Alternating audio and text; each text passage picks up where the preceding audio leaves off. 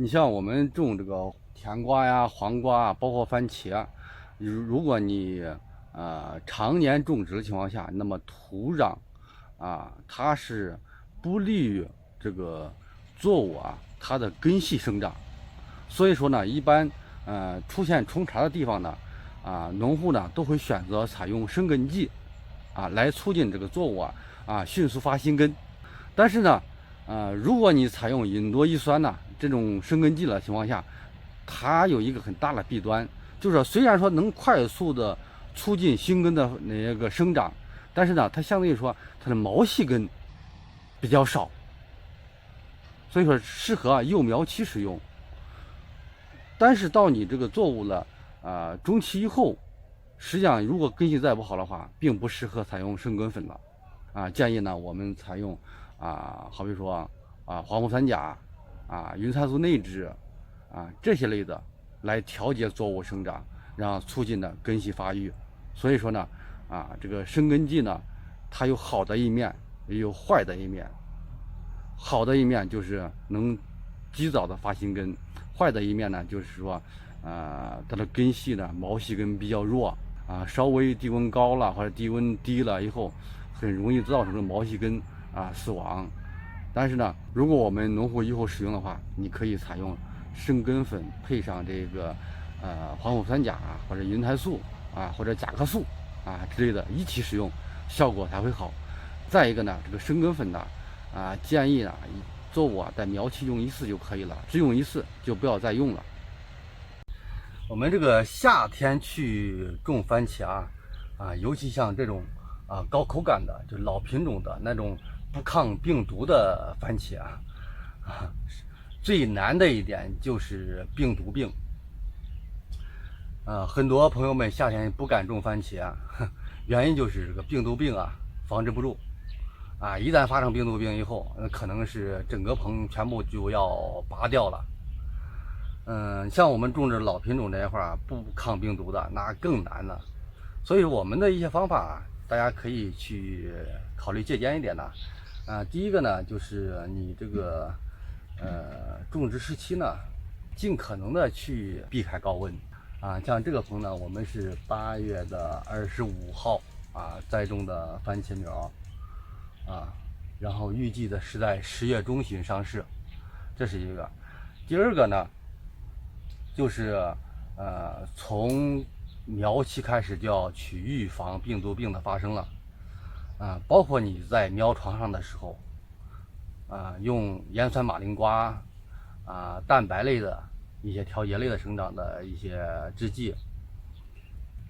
然后再注意钙肥和钾肥的配合使用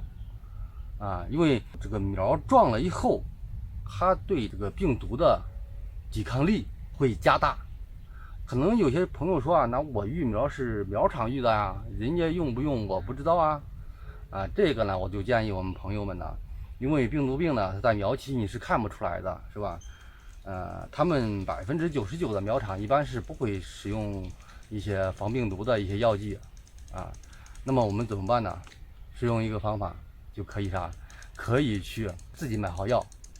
送到苗场，看着他们用上去，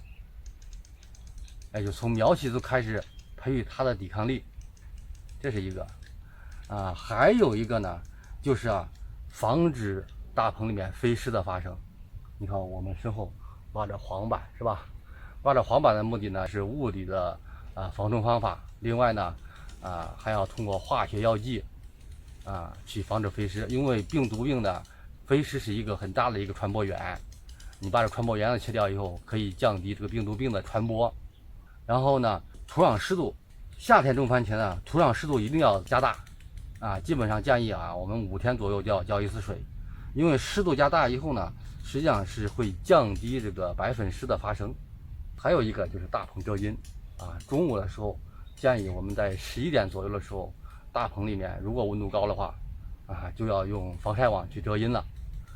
控制大棚的温度这几个方法实际上都是为了预防病毒病的发生。今天给大家说一个我们这个白菜它的一个高产的，应该叫一个小技巧吧。在在白菜种植过程当中呢，我们常规的方法就是肥料一定要用足了氮磷钾的但是有时候你会发现即便你肥料用的再多，但是有时候你的产量还是上不去。问题出在什么地方？实际上一个原因呢，就是因为环境的因素在变化。好比说干旱的年份啦，突然降温呐，或者是秋季出现高温呐，这种环境当中不适合白菜的正常生长。在这种情况下，那么你这个白菜单纯的用肥料浇水它对这个产量影响还是非常大的。实际上我们在这些情况通称为什么泥井。那么我们今天谈这个白菜的高产技巧实际上就是如何去改变白菜在泥井的环境当中来达到一个正常的生长。这个是我们常用的一个配方，就是什么？就是用云胎素内酯配上30烷醇然后进行田间喷雾。建议呢在白菜定苗结束以后喷施一次，快包心的时候再喷施一次，然后再到包心期的时候再喷施一次一个季节你喷施3次，那么对你这个白菜的产量提升是非常明显的，包括你这个品质的提升。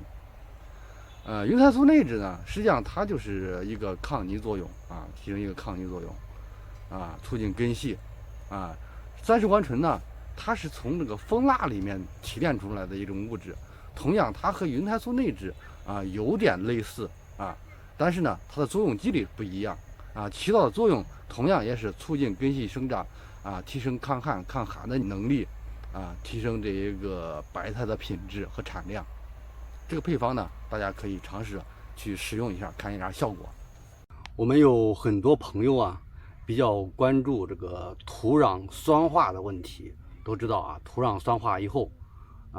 会影响这个作物的品质和产量，但是往往现在有很多种植户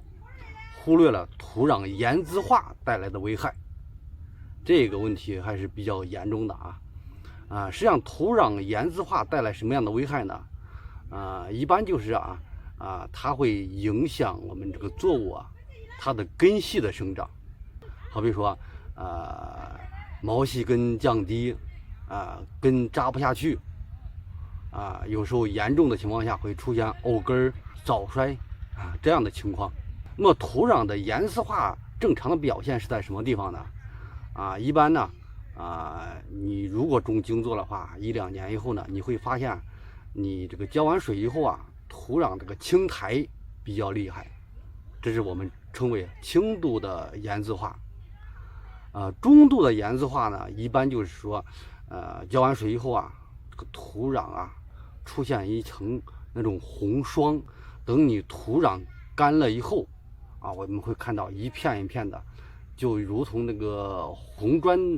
那个粉碎那个碎末一样。重度的盐渍化呢，一般表现就是浇完水以后稍微干以后，土壤表面一层白色的霜，这就是重度的盐渍化了。那这样情况下，这个地块你种作物的话，基本上种啥不成。原因很简单，就是农户使用化肥量过大造成的。因为我们使用的化肥都是无机盐类的，你好比说硫酸钾用的比较多吧。硫酸钾你输入到土壤当中呢，它会分解为硫酸根粒子和钾离子。钾离子是可以被作物直接吸收的，但是那么硫酸根粒子就会留在土壤当中形成盐分有的呢可能会和好比说钙离子再结合一些菌属离子结合生成了一些其他的不溶于水的物质，被土壤固化了，造成板结。所以种植户呢，我们在种植的时候一定要注意有机肥的使用，因为你大量使用有机肥以后呢，你这微生物菌增加了，微生物菌呢又会消化一部分盐类的东西，这是我们在种植的时候一定要注意的问题。